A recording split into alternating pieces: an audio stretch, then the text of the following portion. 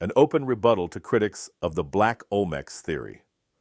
The above photograph, featuring the image of George Floyd, victim of the widely publicized police killing in Minneapolis, Minnesota in 2020, provides a modern context for the Black Olmecs controversy. Incontrovertible evidence proves that ancient African navigators, represented by the Great Sphinx on the right, reached and colonized parts of Mexico and Central America, represented by the Olmec stone head, thousands of years before the arrival of Columbus, and laid the foundation of New World civilization.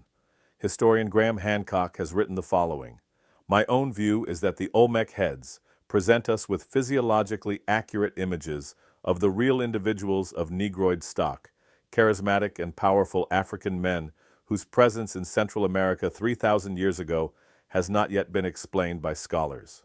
Fingerprints of the gods, the evidence of Earth-lost civilization."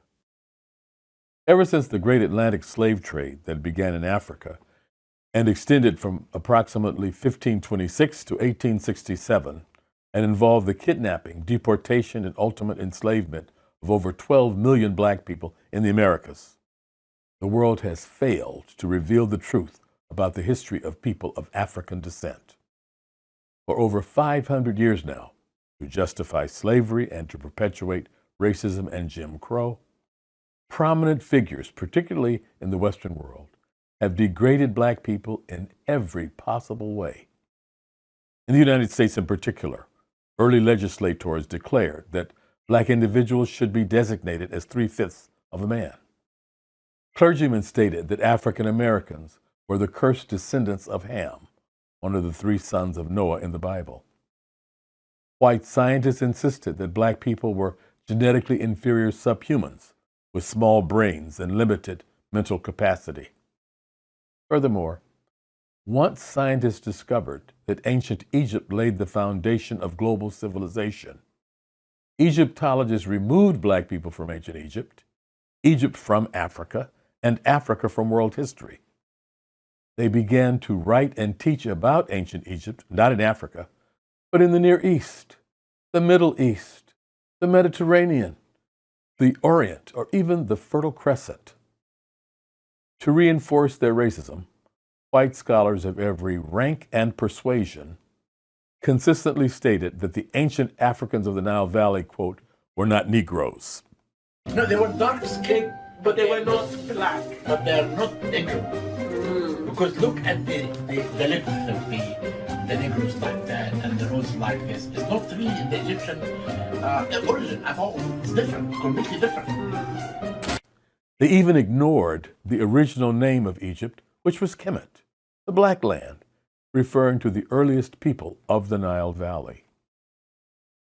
Now that modern science has proven that the human race emerged in Africa and that black people appear to have migrated around the world and to have spread civilization from the mother continent to the far corners of the earth, recalcitrant scholars have redoubled their efforts to suppress, distort, or ignore black history and culture.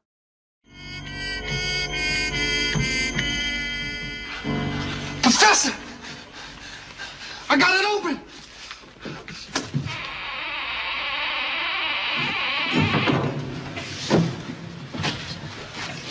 Good heavens, man! Great Scott, we've discovered the fountain of all knowledge of Egypt in the entire world. Do you realize the importance of this moment, Smedley? Yes, sir, I do. Do you see the brilliance, the untold years? I see it, sir. Sir, this is medicine. Thank you so much. Thank you, sir. You slave. Look! What is this? See. Says, cannot. This is the elixir of life, sir. The elixir of life? The cure for all diseases. Wait, let's see here. Wait, Give it to me. The inscription on the bottom. Give it to me. Give it to me. Open at other end. Olmecs.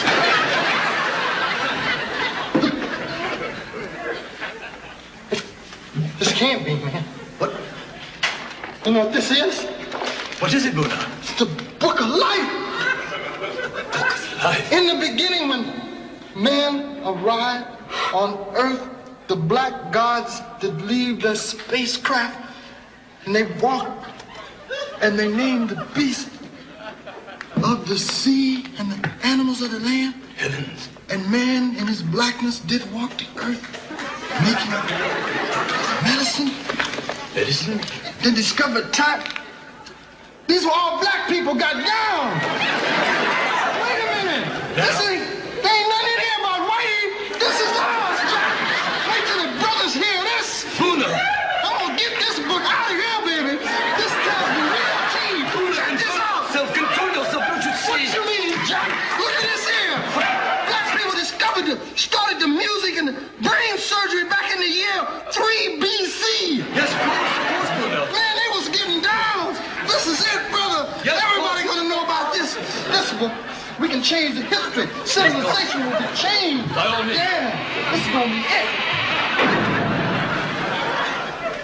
Get the bulldozers, there's nothing here. But. Shut up! Good heavens, time for tea, eh? What?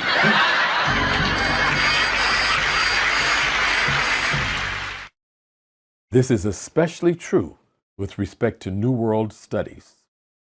Traditional historians, anthropologists, geneticists, archaeologists, and others insist that there is no evidence that black people from anywhere in the world reached the Americas before Columbus. This opinion, widespread as it is pure nonsense, and the scientists who promote it are deceiving the general public. The truth is best expressed by Professor Ivan van Sertima, and I quote him here. The African presence is proven by stone heads, terracottas, skeletons, artifacts, techniques, and inscriptions, by oral traditions and documented history, by botanical, linguistic, and cultural data. When the feasibility of African crossings of the Atlantic was not proven, and the archaeological evidence undated and unknown, we could in all innocence ignore the most startling of coincidences. This is no longer possible. The case for African contacts with pre-Columbian America, in spite of a number of understandable gaps and a few minor elements of contestable data, is no longer based on the fanciful conjecture and speculation of romantics. It is grounded now upon an overwhelming and growing body of reliable witnesses. It is high time for conventional authorities to stop denying the vast antiquity, global presence, and contributions of black people to the advancement of civilization. Our program, They Came Before Columbus, is a major step in that direction. We're still teaching that Columbus discovered America. We're still teaching that those people who lived here were called Indians because of Christopher Columbus. It's all a bunch of hokum. It isn't true. The first people that inhabited this continent and every other continent on the face of the earth came from Africa. People from Africa came to what we call the North American continent between 20,000 and 10,000 years before Columbus was a gleam in his father's eye. What we call black people were here before there were any white people on the face of the earth. There were no white people until enough people from Africa moved into the northern climates, and their skin, their hair, and their eyes got lighter as they were exposed to less and less sunshine, so their bodies produced less and less melanin. That's the only reason my skin is this color, because my great-great-grandparents came from Ireland, which is in the northern climates. We don't teach the truth to kids. I don't think they teach the truth to kids in Europe either, because we all seem to think that the most important thing you can be is white. There is no such thing as a white person. While mainstream archaeologists assure us that Africans never colonized Mexico or Central America, the average man looks at these statues and heads and wonders how academia can make such a blatantly wrong assertion, one that is startlingly unscientific at its very core.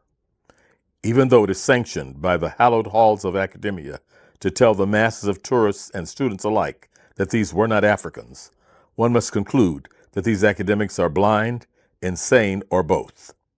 David Hatcher Childress. The startling fact is that in all parts of Mexico, from Campeche in the east to the southeast of Guerrero, and from Chiapas next to the Guatemalan border to the Panuco River in the Huasteca region north of Veracruz, archaeological pieces representing Negro or Negroid people have been found, especially in archaic or pre-classic sites. This also holds true of large sections of Mesoamerica and far into South America, Panama, Colombia, Ecuador, and Peru. Alexander von Wudenau. The African presence is proven by stoneheads, terracottas, skeletons, artifacts, techniques, and inscriptions, by oral traditions and documented history, by botanical, linguistic, and cultural data. When the feasibility of African crossings of the Atlantic was not proven, and the archaeological evidence undated and unknown, we could in all innocence ignore the most startling of coincidences. This is no longer possible. The case for African contacts with pre-Columbian America, in spite of a number of understandable gaps and a few minor elements of contestable data, is no longer based on the fanciful conjecture and speculation of romantics. It is grounded now upon an overwhelming and growing body of reliable witnesses. Ivan van Sertima.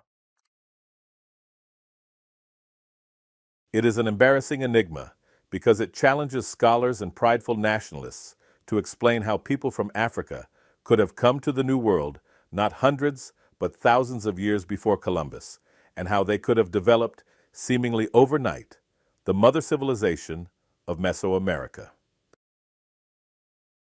To acknowledge the Olmecs and their civilization as the mother civilization of Mesoamerica means to acknowledge that they preceded that of the Mayans and Aztecs, whose heritage the Spaniards tried to eradicate and Mexicans today are proud of.